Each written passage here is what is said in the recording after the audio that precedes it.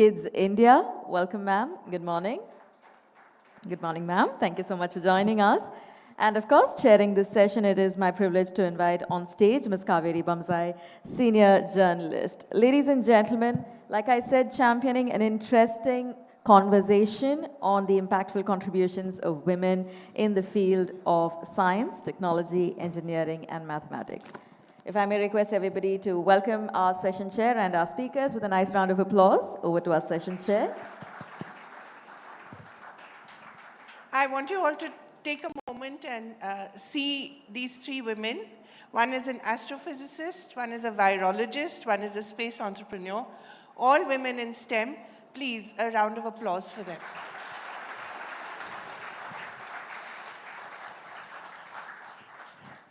It's such a privilege to be here with all of you. I'm particularly delighted that this panel has happened. I want to begin with you, Priya, because you're the one who's up there on the big screen in the vaccine war.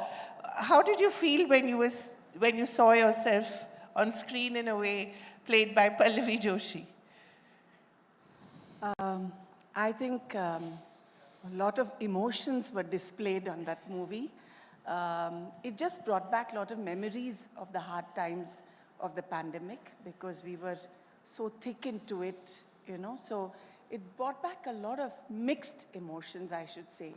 A sense of satisfaction, an accomplishment, and also that, to be very frank, I felt a lot of the other heroes who worked could not be depicted in Only the movie. a woman will say that. Yeah. A man would never say that. I felt that there were many unsung heroes who were not depicted in the movie. That made me a bit sad. But it was also very interesting that, at least your character in the movie says virologists are not like space scientists. You know, you don't send a rocket up. You don't send a rocket up, you're always a bearer of bad news. Usually that, this is a terrible virus, it's going to kill you. That's a fact, right? Yeah, I suppose for both space scientists and for virologists, there is very little margin for error. Yeah. You can't be very sort of brusque and rash about saying we have a virus or we don't have a virus. Or we have a vaccine or we don't have a vaccine. So I think that we need to take this with a great deal of caution. And actually when we actually told the ministry that we had the virus in the country, I had 2 labs testing it simultaneously with the same set of samples. And only when they concurred was I ready to announce it to my boss in Delhi. So there is really a lot of caution, and we should not be fear-mongering and worried about sensationalism and, having the media say, oh, we've got something new. Yeah. We should be absolutely on the dot when we make that diagnosis and, make it public. Right. So I think there is precision involved in both fields. I want to come to you, Annapurni, because, there's so much we still don't know about the world out there, space out there. And you think that, okay, when I was growing up, I knew Pluto was the last planet. Now we're told it's what? A dwarf planet. I don't even know what that means. But there's so much we still don't know that's out there. It's both exciting as well as a little nerve-wracking, isn't it, for a scientist?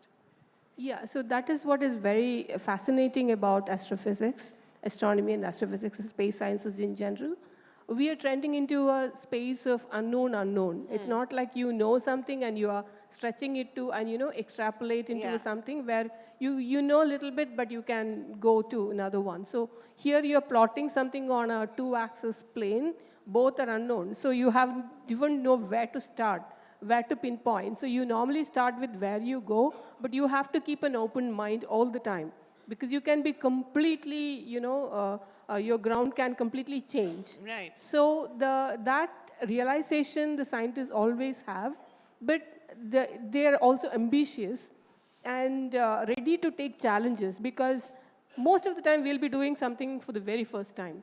So we can't encounter people who will say that, no, I can't do it because I've never come across it. But that's the day-to-day time thing of we have never come across it. You've yeah. never, No. exactly, no one has Yeah. done that before. Yeah, right. So that's what's exciting, but Yes. are you sometimes fearful or is that the challenge? No, it is initially difficult because when you talk about the scales, the numbers, the temperature or the distance or the time, when you talk about, the numbers don't make sense to you at all. Right. And people get really confused. Even children, newcomers trying to figure out what is happening in the field, get completely confused. But it is just the acclimatization to those numbers. Once you get into it, you get more and more consumed into it. Right. And you get more and more passionate about it, and you get used to it. So that's the most exciting part of it. And that is what the wow factor which also astronomy brings in. Yeah, I know. We just look at the stars and you're probably No, saying, but what is behind that? No, that's what I wanted to point out also. Even that is even robbed off because I just want you to step out tonight and see how many stars you can see in the night. know. You cannot. You can't. But growing up, I have seen so many stars, and that's what made me passionate about astronomy. But I think we have to bring that night sky full of stars to be visible to everyone. That's just not there now. Yeah. So what do you do?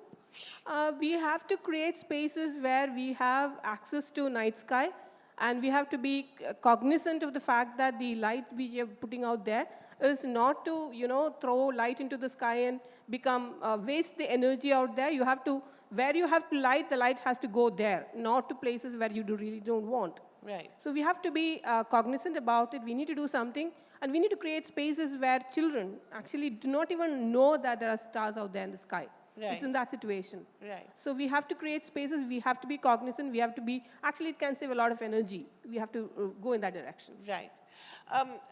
Srimathy, I want to bring you in because you've actually been up there, right? You've done a zero gravity flight. Yes. Yeah, so tell me about it and what made you a space entrepreneur?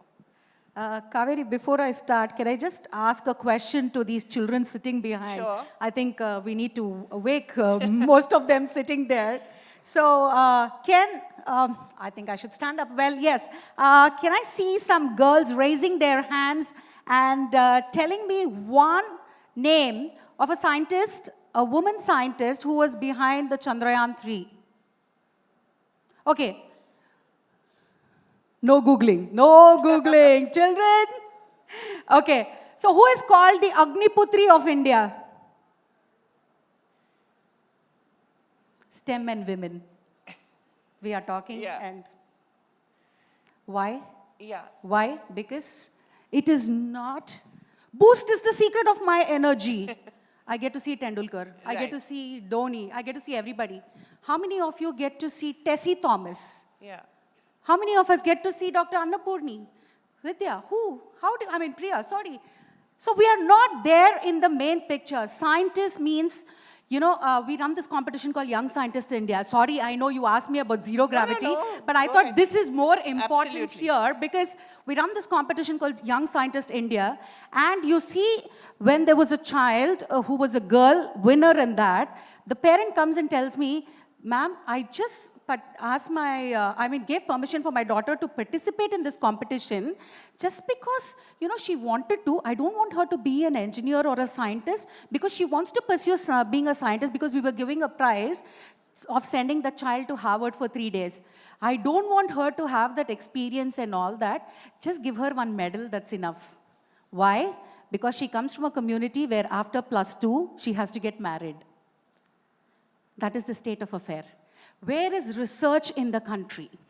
See, I started working on satellites and everything. Initially, I was an experiential trainee where I would, the ambassador for NASA, ESA, and GCTC camps. So I was taking children from India. I was very proud that, oh, wow, I became the ambassador for NASA space camps and everything, so I'm able to take children from here. But continuously taking children there, what am I succeeding in? What is the next goal? What is the next path? It is just, you learn, come back, forget. So I thought we should start building satellites and rockets. So satellites and rockets are a private organization. How can you do that? And who is going to trust you? So that is where I started fighting from the scratch with the system. And I said, it's okay. You don't put my name because I'm not an engineer. I'm not a scientist. I'm a commerce graduate, went into doing Gurukulam concept for my doctorate. So nobody is trusting me. Whenever I sit in a panel, there are men engineers and the question comes last to me, so how do you work with children? It's only that one question. How do you work with children? That's all. But they don't think that that is the future. They are the future and we need to invest on that future.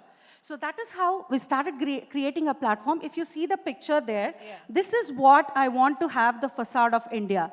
Rural India, changing that. And we have done that by building a satellite with 750 girl children, rural girl children, from Kashmir to Kanyakumari. I was in the ICCU where I don't know whether I was going to come out alive. But I made the project proposal there. I convinced ISRO. I told them we want these girls to be building the satellite. And thanks to Honorable Prime Minister, he gave us a free launch. Otherwise, that is also expensive because InSpace told me, madam, I know you're working for rural children and all that. Free launch mat poocho. Ye free launch nahi ho sakta hai. I said, then how are we going to promote girls? How are we going to bring them on the main forum? Space, yes, Chandrayaan 3, from ISRO when they work, they get the budgets but we don't get budgets. I was crying to reach out to Tatas, Adanis, Ambanis. I want these children to come all the way from there to see a rocket launch which is going to inspire. These children are children who are maids' children, truck drivers' children. You won't see, I was able to do only about 300 children. I could pull them to Sriharikota to watch their satellite. These are the children. Wow. So, to that satellite to go up in SSLV D1. I could only afford to do this. I carried a begging bowl everywhere I wanted because this is going to create an impression, a lasting impression. So many children wanted to be scientists now. They didn't know that there is something that excites them like this because we don't have role models. We don't have funds for research. Girls' attribution or the thought process in India is still, ladkiyon ko shaadi kar do. But Srimathy, it's very interesting that you say that because you yourself got married or were married off, as they say, at 18. Yes. And you were not given a choice. And from what I know, you were an NCC cadet, you played basketball for your state, and you were a really proud sort of on a NCC graduate. And at 18, you were told that you have to get married. And as you said, the sword was replaced by a spatula. And that has been replaced by space now. A spaceship. So your own journey has actually, in a way, mirrored that of what I hope doesn't happen to these girls. There are a lot of children, Kaveree, who actually came to me. They called and they said, there's one other issue also.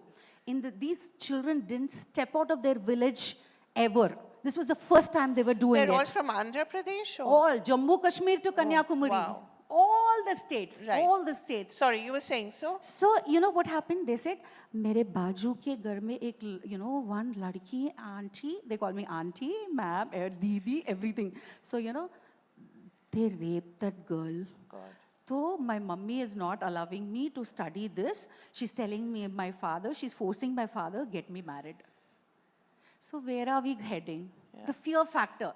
If there is a woman, if there is a girl child at home, there is a fear for all the parents that, I don't want her to do anything. You get married, you go somewhere, and after that you do. And things haven't changed really. No, not much. Because I almost met about 1 million, children across these 10 years, but nothing much has changed. This is completely, that focuses towards wedding. Where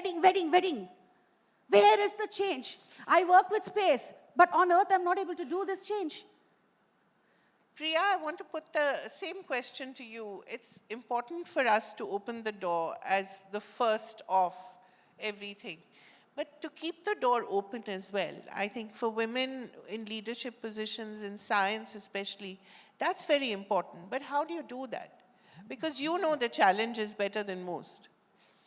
So I'll just go back to my early days when I was, in training. I'm a medical person who moved into laboratory medicine. And when I decided to do a PhD as well. So when I was working, I was hyper-focused. And I want to remind particularly the men in this audience that women actually manage 2 careers. Yes. One at work and one at home. Genetically, men can just switch off when they come to work. But women don't switch off because they know there's a sick child at home. They can't switch off. They don't have they a choice. cannot switch off. So when I was very focused at work, I do remember, one of my senior colleagues almost labeling me as aggressive. Yeah, or So- difficult. Yes, perhaps. So I actually stopped and told them, I might come through as hyper-focused, is because when I'm at work, I'm at work. This is work during these hours. And there's another work waiting for me when I get back home. Right. So it has been tough. I think most of my fellow panelists will share these sentiments. So I think the onus rests on us when we get to leadership positions, that there are many aspirational young girls, some who have got past school, gotten to, done a bachelor's, want to do masters and PhD. We have to remember that they too have a tough road ahead. Yeah. And we should show them that empathy and help them along. If you can give them a little assistance as they, Yeah, but what kind? I mean, do you counsel them, tell them, okay, don't, take another call, don't quit just because, you're pregnant or your mother-in-law needs you or your mother needs you?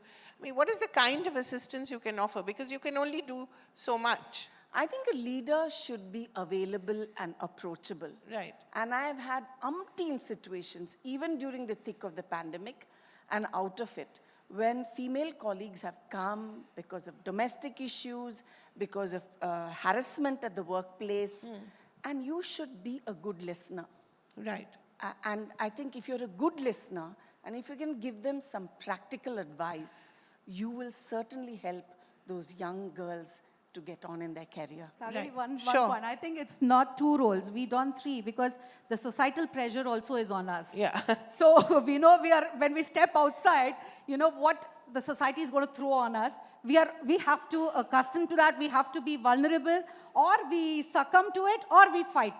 Right. So there are 3 hats that we don, and I think that's really too much. What do you say, Priya? I think that's what it happens. And also one other point is leadership role in STEM is only 2%. Yeah. We don't have any faces. See, I proved that. Tessie Thomas is not known. You don't know who's led the Aditya mission from own Tamil Nadu. So where are we? How are we projecting these women in the forefront? It is just that, she has to be something extraordinary, that one day, that one page in media coverage, That and after picture, that, that's the it. picture of all after the that, sari she's clad forgotten and yeah. gone.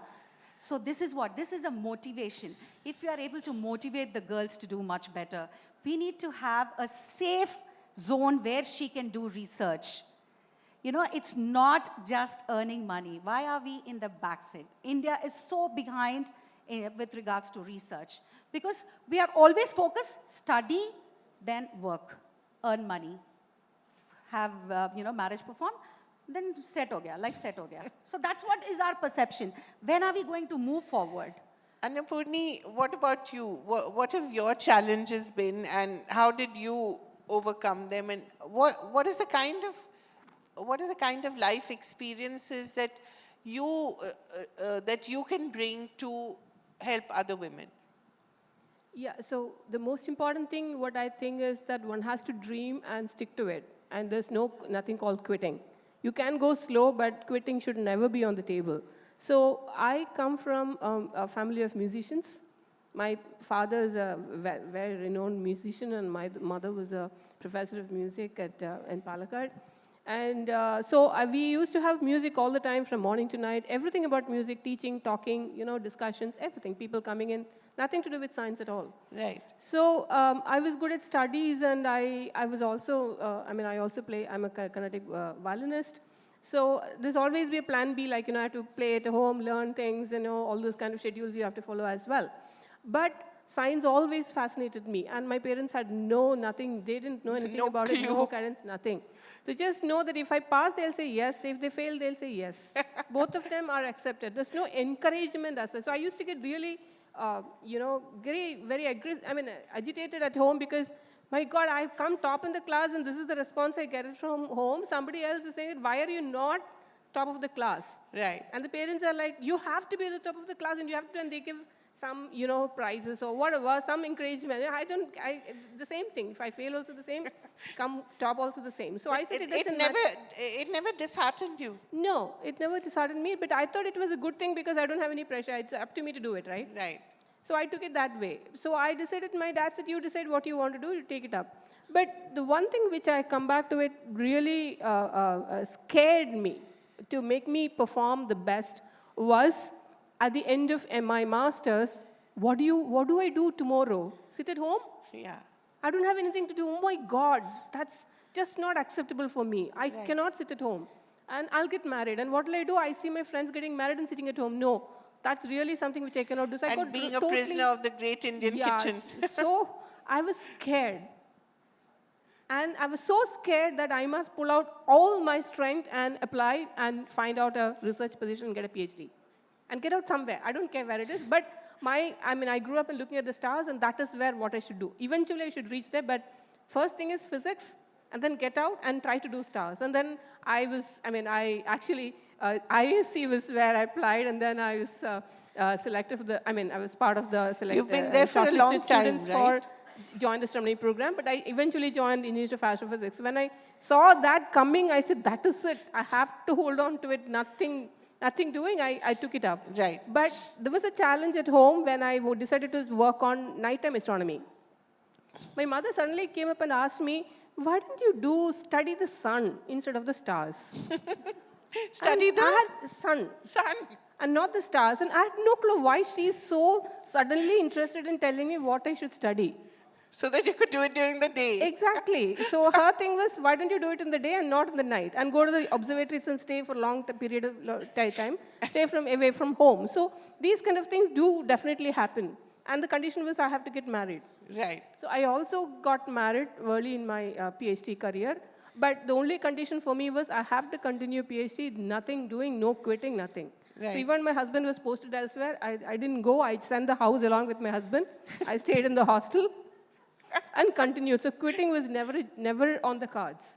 When my kids also were there, quitting was never on the cards. I will take them to the observatory, let them sleep on the observing floor itself, telescope floor itself.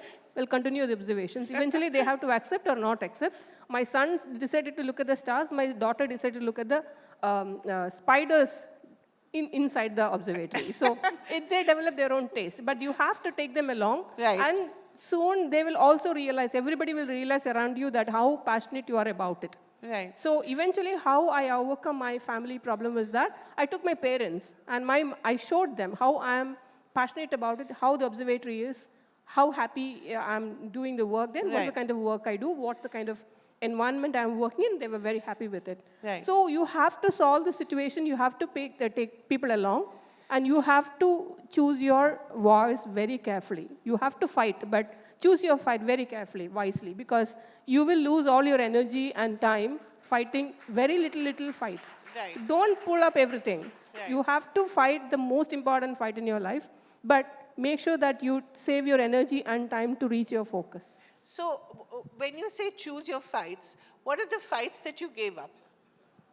No, see, in the sense that there is a societal pressure, like, I'm coming from a very conservative South Indian family. Every festival has to be celebrated at home. The way you have to do it, you have to invite people, do this, do that, etc. Right. Sometimes I'm not even here. So one of my uncles used to say, she knows when is Paurnavasa and the Amavasya because she will be in the observatory.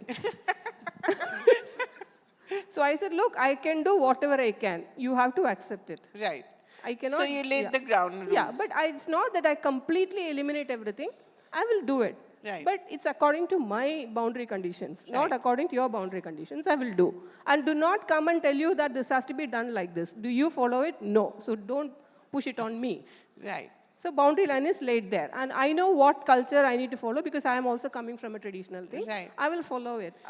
Based on my own conditions and not on your conditions. Wonderful.